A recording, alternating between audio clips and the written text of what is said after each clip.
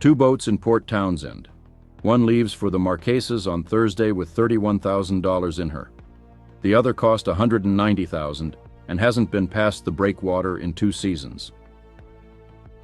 The salesman who sold the second one would call the first one a project. He's the reason they're still tied up. You can pick them out from the ramp without asking anybody.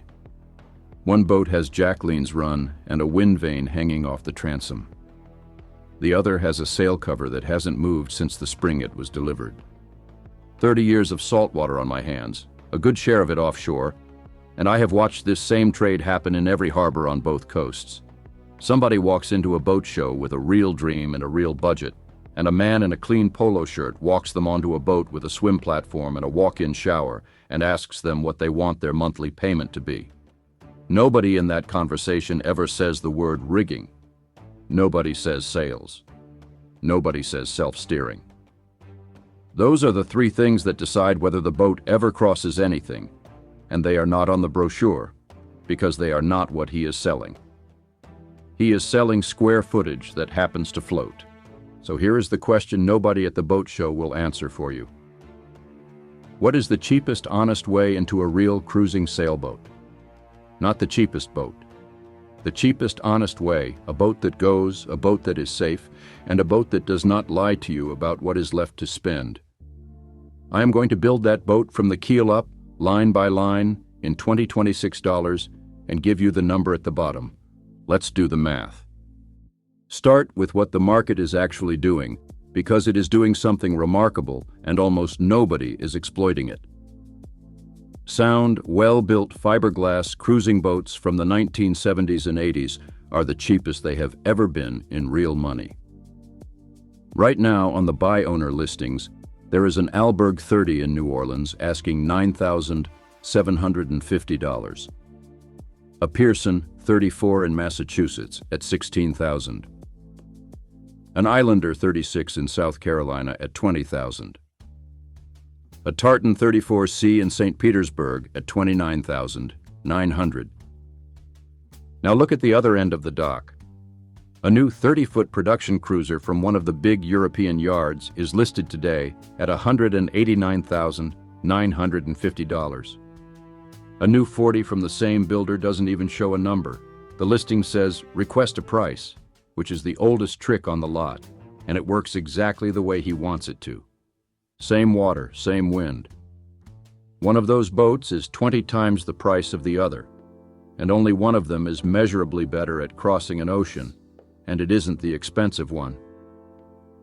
Line 1, the hull. Budget $24,000. What you want is 30 to 35 feet, aft cockpit, a solid hand-laid hull, a keel-stepped mast, and a designer whose name means something. Not a project.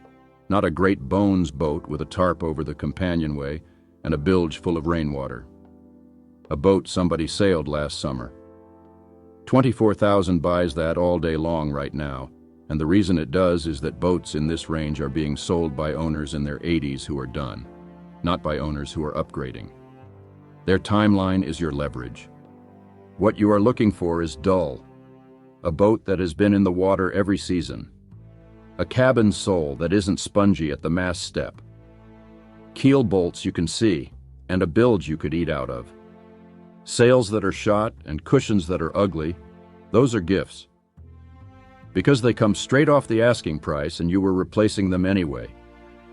Walk away from soft decks, walk away from a smile in the keel joint, and walk away from any boat where the owner is meeting you there to show you the potential. What you do not buy is length. Every dollar in this entire exercise scales with length. Slip fees, haul-outs, bottom paint, wire, sailcloth, anchor chain, every one of those bills grows with the boat. 32 feet is not a compromise. 32 feet is the whole strategy. Line 2. The survey and the rig inspection. $1,400. A hull survey runs roughly $25 to $30 a foot, so call it $850 on a 34-footer, plus $200 to $400 for the short haul. Then, and this is the one almost every buyer skips, you pay a rigger $300 to $500 to go up the mast separately and look at what the surveyor didn't. Terminals, swages, spreader tips, chain plate bedding. The general surveyor writes, "Rigging appears serviceable," and moves on. The rigger tells you what you're actually holding. $1,400 is the cheapest money you will ever spend on this boat, because it decides whether the next 4 numbers are estimates or emergencies. Line 3, the standing rigging, $4,500. Wire has a clock on it. 10 to 15 years, and the insurance company knows it even if the seller doesn't. On a 32 to 34-foot sloop, a full re-rig, new wire, new terminals, new turnbuckles, mast in the air, done by a professional, runs about $3,500 to $5,000. If the chain plates are original and weeping, add more. And here is the part that changes how you shop. Every boat on the market comes with a rig bill attached. Every single one.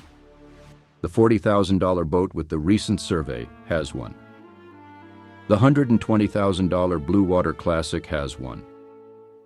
You can pay it in the asking price, you can pay it in the boatyard, or you can let the ocean collect it from you at 2 in the morning with the leeward rail down. Those are the 3 options. There is no 4th. So pay it in the boatyard on purpose on a cheap hull and know exactly what is over your head. Line 4, the sails, $5,000. A new mainsail and a new furling headsail for a boat this size run $4,000 to $6,000 from an American loft. From one of the big offshore lofts, closer to $2,500 to $3,500. And for a cruising boat that will never see a starting line, that is honest money well spent. Sun kills sailcloth. A gray, stretched-out Genoa with a sail cover that hasn't moved in 3 seasons is not a sail. It's a memory of one, and it will not point, it will not reef, and it will not get you out of a lee-shore situation you shouldn't have been in.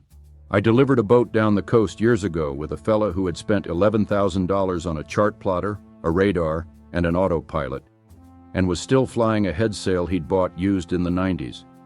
200 miles out, we couldn't hold a course to windward to save ourselves. All that glass told us precisely where we were and precisely how slowly we were getting nowhere. Electronics tell you where you are. Sails are the only thing that take you somewhere else. Line 5, the engine. And this is where I am going to defend something the whole industry tells you to run from. That 32-footer may well have a universal atomic 4 in it, the old 4-cylinder gasoline auxiliary, out of production since 1984, and the single biggest reason a good boat sits unsold. The brokers whisper about it. The forums argue about it. And a repower to a modern diesel on a boat this size runs $7,000 to $12,000 once you count the shaft, the exhaust, the tank, the panel, and the labor. Here is the truth.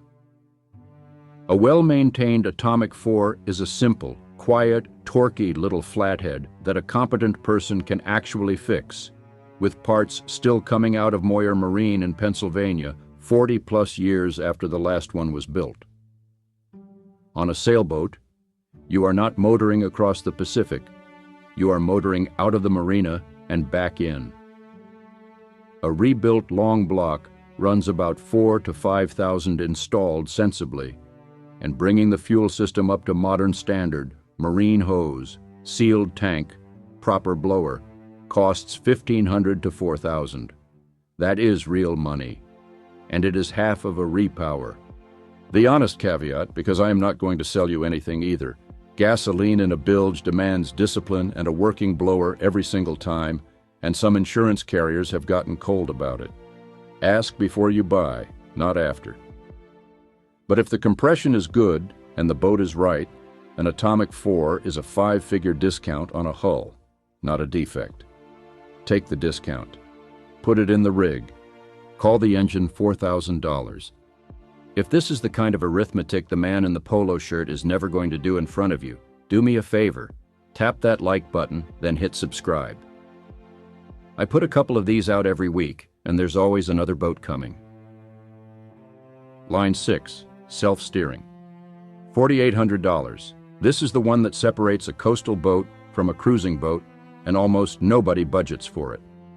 Two people cannot hand steer a boat across an ocean. They can't. A servo pendulum wind vane steers with no electricity at all and gets stronger the harder it blows. The Monitor, built in California, is on the January 2026 price list at $4,795 for a tiller boat, $5,495 for wheel steering. Used ones turn up for half that, on the transoms of boats whose owners came home. That is the single most valuable object you will bolt to this boat, and it costs less than the salesman's electronics package. Line 7. Ground tackle and safety, $7,000. A proper anchor and 250 feet of chain will run you $2,000, and understand what you are buying there. You are buying sleep. The offshore rated life raft is $3,000 to $5,000. A coastal raft is roughly half. An EPIRB is a few hundred. Jack lines, harnesses, a storm jib, flares. Call the safety package $5,000 and don't shave it. Then a haul, a blister check, and 2 coats of bottom paint, another $2,000. And now the part the brochure never mentions, what you do not buy. No chart plotter suite, no radar dome, no water maker, no generator, no air conditioning, no bow thruster, no teak deck to leak into a core you can't see. A tablet, a good handheld, paper charts, and jerry cans. Every one of those musts is a system that will fail in a place where nobody can fix it. And together, they are $30,000 to $40,000 of complication that has never once carried anybody across an ocean. So, the hull at $24,000. Survey and rig inspection, $1,400. Standing rigging, $4,500. Sails, $5,000. Engine, $4,000. Wind vane, $4,800. Ground tackle and safety, $7,000. Bottom job, $2,000. $52,700. Call it $53,000, and you are standing on a boat with a new rig, new sails, a self-steering system, an anchor that will hold, and a hull that was overbuilt in a shed in the 1970s by men who assumed you would take it offshore. Nothing on it is a mystery. Nothing on it is waiting to surprise you.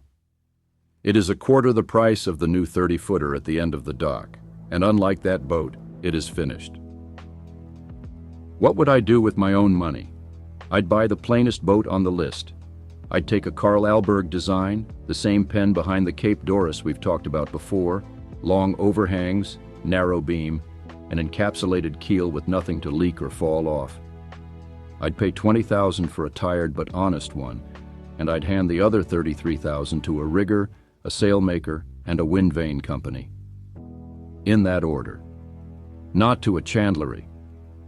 And I'd write the check for the rig first, before the cushions, before the cockpit table, before anything that looks good in a photograph. The rig is the only part of the boat that cannot be fixed at sea. That's the cheapest, honest way in. Not a bargain. Honest. There's a difference.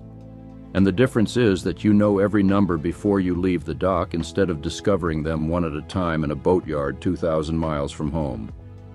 Don't let anybody rush you off this dock. The right boat will still be there after you've done the math, and the wrong one will still be for sale next spring because everyone else is doing the math too. One last thing. Everything I just laid out assumes you paid the asking price. You shouldn't. Next time, I'll show you exactly how to make an offer on a boat like this, what the broker's silence actually means, which 2 survey findings are worth thousands at the table, and why the number on the listing is the one number in this whole business that isn't real.